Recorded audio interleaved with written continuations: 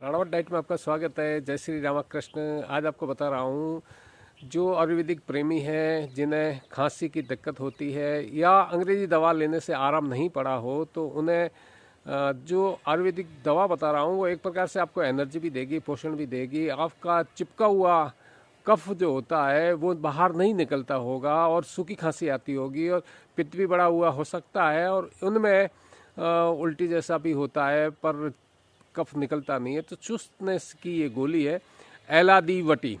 एलादीवटी का आप इस्तेमाल कर सकते हैं। 1 से 4 गोली दिन में ली जा सकती है और अधिक जानकारी के लिए आपके अपने निकट वैद्य से संपर्क कर सकते हैं।